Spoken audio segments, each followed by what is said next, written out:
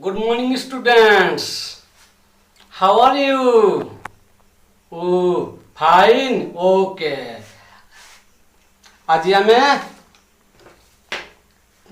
ଗଣିତ ପଢ଼ିବା। ତେଣୁ ଆମେ ଗଣିତ ପଢ଼ିବା ପୂର୍ବରୁ ଆମେ ଗଣିତ ସମ୍ବନ୍ଧୀୟ ଗୋଟିଏ ମୁଁ ଗୀତଟିଏ ଗାଉଛି, ଶୁଣ।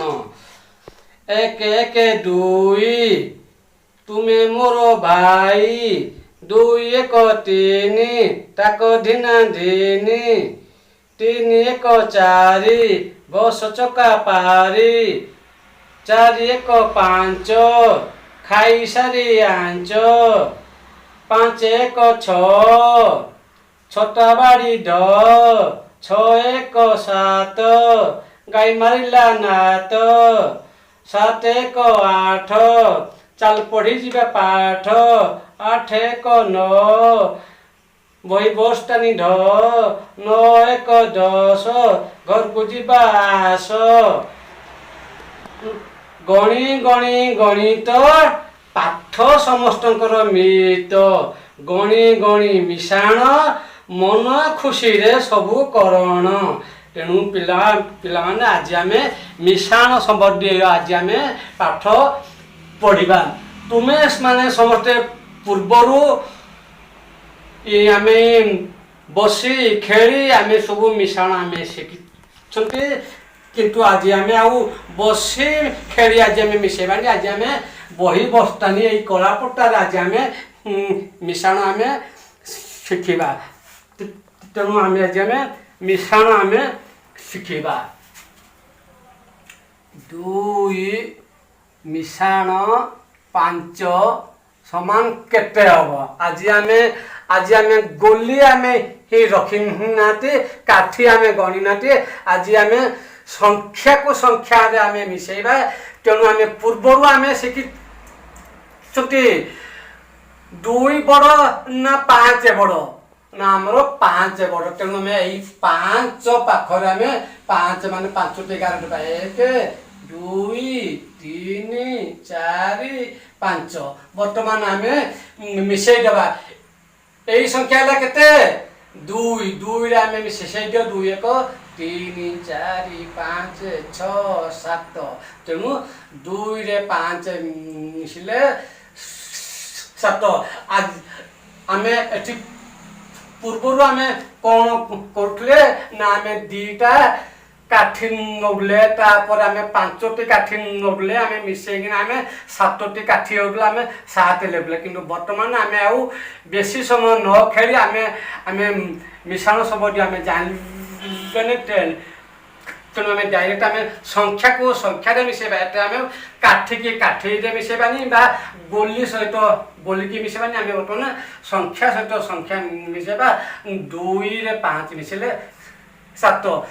ସେହିପରି ଆମର ଏଇଠି ବର୍ତ୍ତମାନ ଛଅରେ ତିନି ମିଶେଇବା। ଏଠି ଦେଖ, ବର୍ତ୍ତମାନ ଏଠି ଆମର ହେଇଗଲା ଛଅ ବଡ଼ ନା ତିନି ବଡ଼? ନା ଏଠି ଆମେ ଛଅ ବଡ଼। ତେଣୁ ଆମେ ଏଠି ଏଇ ଛଅରେ ଆମେ ଗାର ଦେବା ଛଅଟି, ଏକ ଦୁଇ ତିନି ଚାରି ପାଞ୍ଚ ଛଅ। ତାପରେ ଆମେ ମିଶେଇବା। ଏଇଟା ସାନ ସଂଖ୍ୟା କେତେ? ତିନି। ତିନି ପରେ ଚାରି ପାଞ୍ଚ ଛଅ ସାତ ଆଠ ନଅ। ତେଣୁ ଆମେ ଏଇଟା ଲେଖିଲେ ନଅ। ଛଅରେ ତିନି ମିଶିଲେ ନଅ। ଇଏ ହେଲା ଏକ ଅଙ୍କ। ଆମେ ବହୁତ ଆଗରୁ ଆମେ ବାରମ୍ବାର ଆମେ ସପ୍ତାହଟେ ହେଲା ଆମେ ମିଶେଇ ସାରିଛନ୍ତି। କିନ୍ତୁ ଆମେ ଆଉ ବେଶୀ ସମୟ ନଷ୍ଟ ନ କରି ଆମେ ବର୍ତ୍ତମାନ ଆଜିର ଆମର ମୁଖ୍ୟ ଉଦ୍ଦେଶ୍ୟ ହେଲା ଦୁଇ ଅଙ୍କ ବିଶିଷ୍ଟର ମିଶାଣ। ତେଣୁ ତୁମେ କାହାର ମନେ ଅଛି ନ ଅଛି କିପରି ଆମେ ଏକ ଅଙ୍କ ସାରିଲେ ବର୍ତ୍ତମାନ ଆମେ ଦୁଇ ଅଙ୍କକୁ ଯିବା। 12 31। ଏଇଠି ହେଲେ ଆମେ ଆଗରୁ ଜାଣିଛନ୍ତି ନା ଏଇଠି ବଡ଼ ସଂଖ୍ୟା ଆମେ ଯୋଡ଼ିଏ ଗାର ଦେଲେ ଏକ ଦୁଇ ତିନି। ଏଠି ସେମିତି ଆମର ଏକରେ ମିଶେଇବା ତିନି, ତିନିରେ ଆମେ ତିନୋଟି ଗାର ଦେବା, ଏକ ପରେ ଦୁଇ ତିନି ଚାରି। ବର୍ତ୍ତମାନ ମୁଁ ଲେଖିଲି ଚାରି। ତେଣୁ ଆମର 12ରେ 31 ମିଶେଇଲେ ହେଉଛି 43 आमे या पूर्वरु कोन करूले ना 12टी काठी आमे नौडुले तापरे 31टी काठी नौडुले तापर आमे टोटल गणिया को हमको बहुत समय होता एठे आमे आउ समय नष्ट न करी आमे वर्तमान 12 रे आमे मिसेल होजी 43 एठी हमर छोट छोट अंक अच्छे तेणु आम एठी एकक दशक या पूर्व आम पढ़ी कि आम जो बड़ अंक नवा बड़ अंक नेला माने आमर निहाती घर काटी एकक आउ दशक घर आम मिसेगा बर्तमान आम गोटे बड़ संख्यार उदाहरण यदि आम नवा बड़ संख्या है 86 मिशाण 54 एठी आमे मिसेला को एठी आमे मन रख आमे बर्तमान एकक दशक एही परि बाबरे एटा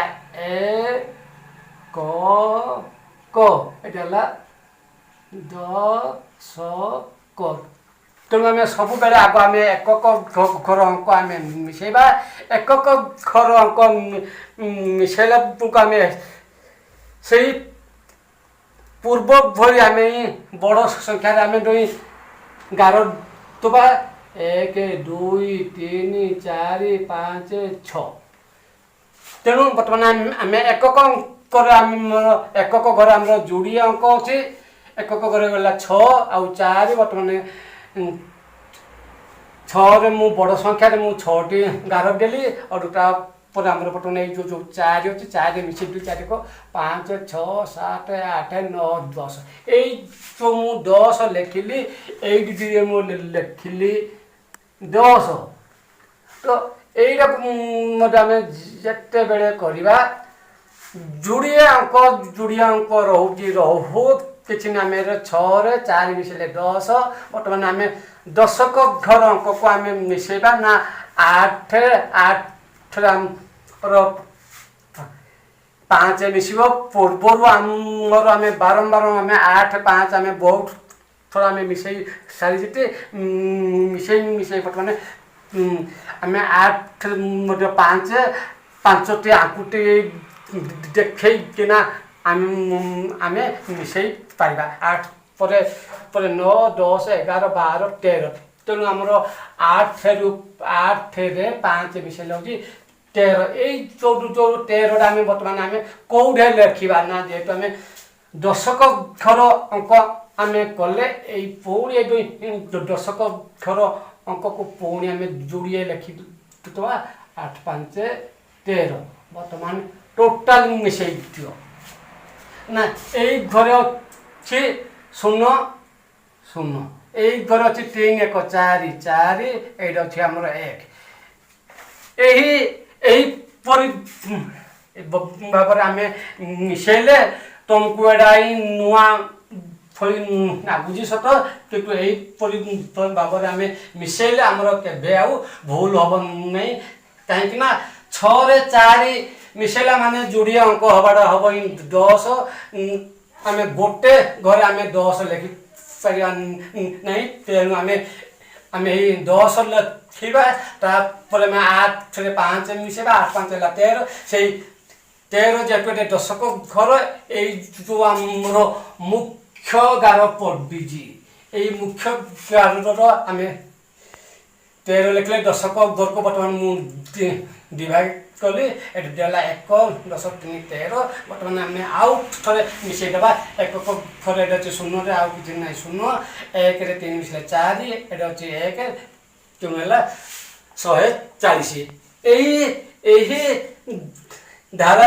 तुमको नुआ नागिले यही धारा आम जदि आम अभ्यास करवा आमर टोटाली आमर भूल टूल हबार नहीं आम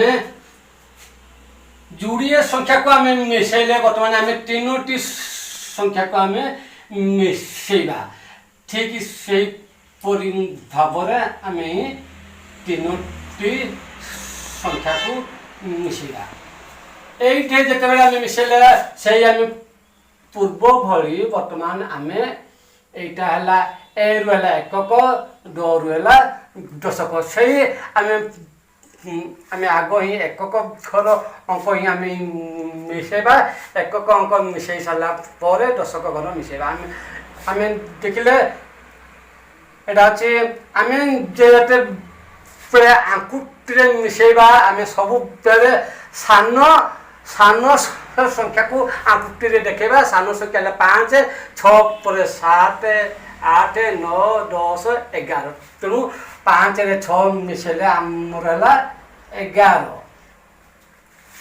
पुणी आम दशक अंक को मिसेले 3 3 2 5 5 4 हम केते हाँ 5 4 9 बेस ये जेहेतु अच्छे 5 4 9 आम यही दशक घर तले आम लेख 9 तापर पुणी मिसा 1 9 1 10 आमर ये बाहर 101 आमर यहीपरी भाव में जिते जिते आम 2 अंक विशिष्ट आम मिसेले आमर ये देखुव आम जोड़े स्टेप सब आम 2 अंक मान आम जोड़े स्टेप हो 3 अंक है आम 3 स्टेप है आम परवर्ती आम पढ़िया बर्तमान मन रख जे आम आग एकक घर अंक को मिसेबा एकक घर अंक को मिसेबा जहाँ है आम 5 6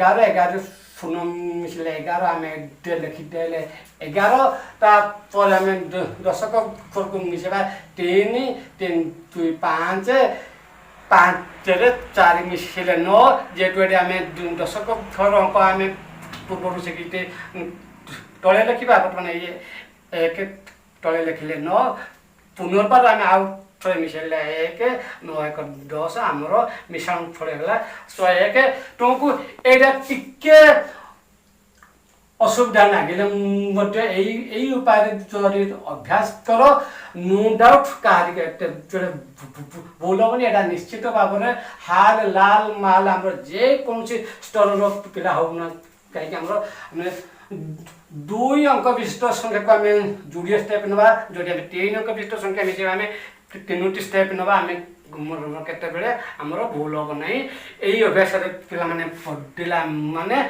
परवर्ती अवस्था से जोड़िया स्टेप नक थरके से मिसई पारे तेणु होम टैक्स काली घर अभ्यास कर आसव 38 मिश्रण 64